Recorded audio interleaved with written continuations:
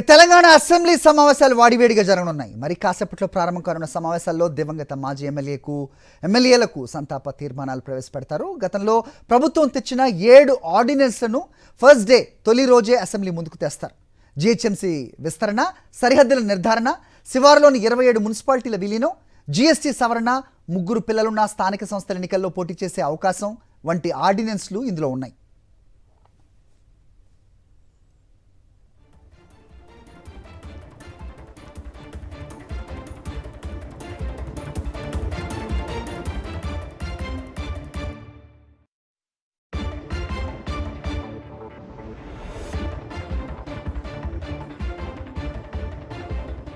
శాసనసభ సమావేశాల్లో కృష్ణా గోదావరి నదీ జలాలపై కీలకంగా చర్చించనున్నారు.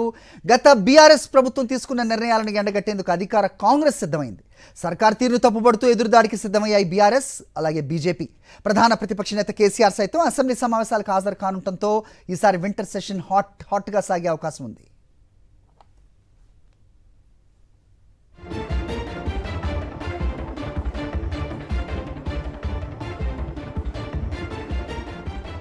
ఇప్పటికే నందినగర్ నివాసం నుంచి అసెంబ్లీకి బయలుదేరారు కేసీఆర్. విజువల్స్ మనం చూస్తున్నాం స్క్రీన్ మీద. నందినగర్లోని తన నివాసం నుంచి అసెంబ్లీకి బయలుదేరిన విజువల్స్ మనకు వస్తున్నాయి, స్క్రీన్ మీద చూడొచ్చు.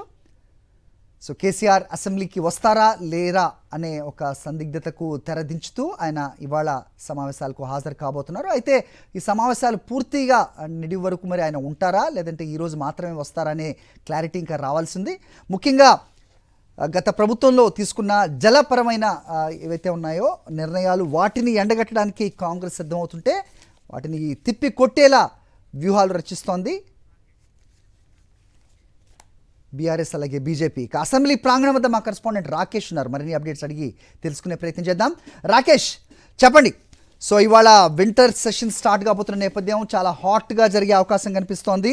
ఇక జలాల పంపిణీ ప్రధాన ఎజెండా అని తెలుస్తోంది. మరోవైపు కేసీఆర్ సమావేశాలకు రావటం అటెన్షన్ అంతా అటువైపుగా వెళ్ళేట్టుగా కూడా మనం చూస్తున్నాం. సో ఎలా సన్నద్ధమయ్యాయి అధికార ప్రతిపక్షాలు, ఏంటి మీదకి ఇన్పుట్స్? ఎస్, ఈ సెషన్స్ అయితే కాస్త ఇంట్రెస్టింగ్గా కనిపిస్తున్నాయి. ఎందుకంటే కేసీఆర్ సభకు రావడం అనేది ఇక్కడ చర్చనీయాంశంగా మారింది. అయితే సభకు ఈరోజు ఒక్కరోజు మాత్రమే వస్తారా, మిగతా డేస్ కూడా వస్తారా అనేదే ఇప్పుడు కొంత స్పష్టత రావాల్సి ఉందని కూడా చెప్పుకోవచ్చు. ఈరోజు సభ సెషన్ కనుక చూస్తే 2 సభలు, అటు శాసనసభ ఇటు శాసన మండలిలో 2 సభల్లో కూడా ప్రశ్నోత్తరాలు రద్దు చేశారు. డైరెక్ట్గా చర్చకే తీసుకోబోతున్నారు. ముఖ్యంగా 12 బిల్లులకు సంబంధించి ఈరోజు చర్చ చేపట్టబోతున్నారు. నిజానికి గతంలో అయితే మొదటి రోజు సెషన్ ఏవైనా సంబంధించి సిట్టింగ్ ఎమ్మెల్యేలు ఎవరైనా చనిపోయి ఉంటే వాళ్ళకి సంతాపం తెలుపుతారు, లేదంటే మాజీ ఎమ్మెల్యేలు ఎవరైనా చనిపోయి ఉంటే వాళ్ళకి సంతాపం తెలిపి ఏదైనా 1-2 అంశాలు పెట్టుకుని 1-2 అవర్స్లోనే సభను వాయిదా వేస్తారు. కానీ ఈరోజు సాయంత్రం వరకు కూడా 2 సభలు కొనసాగే అవకాశం ఉంది. జీహెచ్ఎంసీకి సంబంధించి ఏదైతే అమెండ్మెంట్ బిల్ తీసుకొచ్చారో సంబంధించి 27 మున్సిపాలిటీలను జీహెచ్ఎంసీలో విలీనం చేశారో దానికి సంబంధించి సమగ్రమైన అంశంపైన ఈరోజు చర్చ జరిగే అవకాశం ఉంది. ఈ బిల్లును సీఎం రేవంత్ రెడ్డి ఇంట్రడ్యూస్ చేస్తారు. ఈ సందర్భంగా సీఎం మాట్లాడే అవకాశం ఉంది. ఎందుకంటే ఓఆర్ఆర్ పరిధిలోని మొత్తాన్ని కూడా జీహెచ్ఎంసీలో విలీనం చేశారు కాబట్టి అసలు ఏం చేయాలనుకుంటుంది జీహెచ్ఎంసీని? ఏరియా పెద్దగా ఉంది, దేశంలోనే అతిపెద్ద మున్సిపల్ కార్పొరేషన్గా ప్రస్తుతం జీహెచ్ఎంసీ ఉంది కాబట్టి దీన్ని జీహెచ్ఎంసీగా కొనసాగిస్తారా లేకుంటే 2-3 భాగాలుగా చేసి దీన్ని సంబంధించి పరిపాలన సౌలభ్యం కోసం చూస్తారనేది కూడా ఈ యొక్క బిల్లు సందర్భంగా చర్చకు వచ్చే అవకాశం ఉంది.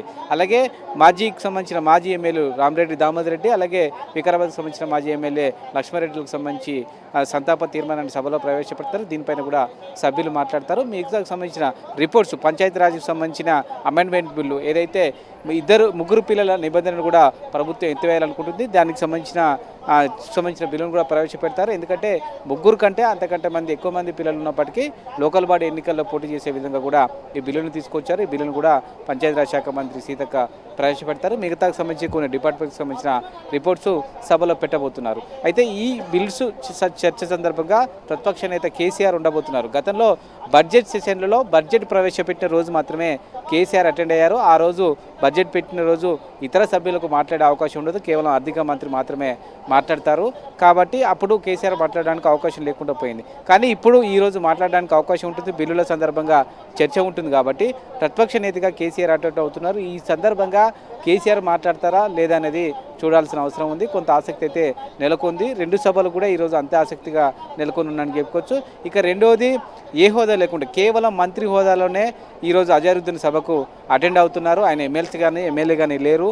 6 months లోపు కావాల్సి ఉంటుంది. కానీ ఏ హోదా లేకుండా డైరెక్ట్ మంత్రి హోదాలోనే అజారుద్దీన్ సభకు అటెండ్ అవ్వడం మాత్రం కొంత చర్చనీయాంశంగా మారిందని చెప్పుకోవచ్చు. కాంగ్రెస్ ఎమ్మెల్యేలు అయితే తీవ్రస్థాయిలో దీనిపైన కొంత బీఆర్ఎస్ పైన ఆరోపణలు చేస్తూ ఉన్నారు. సభను సజావుగా నడిచే విధంగా కూడా బీఆర్ఎస్ ఎమ్మెల్యేలు సహకరించాలి. గతంలో బీఆర్ఎస్ ప్రభుత్వం హయాంలో ఉన్నప్పుడు తమకు వాయిస్ వినిపించడం చేశారు. కానీ మేము ఇప్పుడు అట్లా చేయట్లేదు. బీఆర్ఎస్కు సంబంధించిన తగే సమయం ఇస్తున్నామంటూ కూడా చెప్తున్నారు. ఎట్ ది సేమ్ టైం ఈసారి ఒక ఇంట్రెస్టింగ్ టాపిక్ కూడా ఉంది.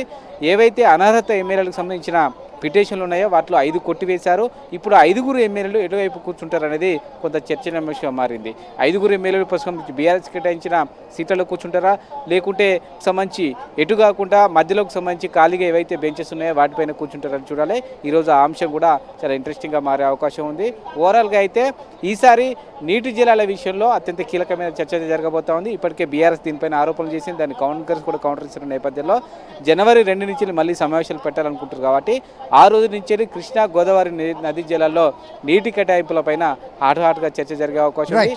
వాటికి కేసీఆర్ వస్తారనేది కూడా చూడాలి. వస్తే మాత్రం ఖచ్చితంగా సీఎం రేవంత్ రెడ్డి కేసీఆర్ మధ్య టఫ్ ఫైట్ ఉండే అవకాశం అయితే కనిపిస్తుంది.